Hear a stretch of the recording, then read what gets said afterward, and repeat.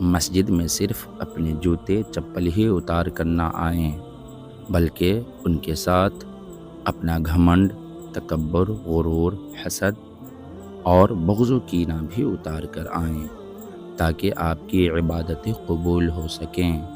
یہ جملہ ایک گہری روحانی نصیحت پر مشتمل ہے۔ اس میں یہ پیغام دیا گیا ہے کہ مسجد میں داخل ہوتے وقت صرف ظاہری پاکیزگی کا خیال نہ رکھا جائے، بلکہ باطنی صفائی اور روحانی طہارت بھی ضروری ہے۔ جب کوئی شخص مسجد میں داخل ہوتا ہے تو وہ اپنے جوتے یا چپل باہر اتار دیتا ہے، جو ظاہر میں پاکیزگی اور ادب کی پہچان ہے، علامت ہے۔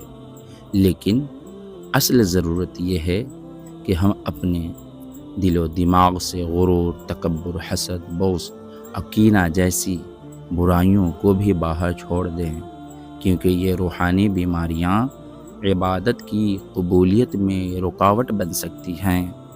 اللہ پاک کے حضور حاضر ہونے کے لیے دل کا خالص اور پاکیزہ ہونا ضروری ہے، تاکہ ہماری عبادات صرف رسم نہ رہ جائیں بلکہ حقیقی قرب الہی کا ذریعہ بنیں۔ اللہ پاک ہمیں حق سمجھنے کی توفیق عطا فرمائے۔ ہمارا channel new Islamic network subscribe کریں اور ثواب کی نیت سے شیئر بھی کریں۔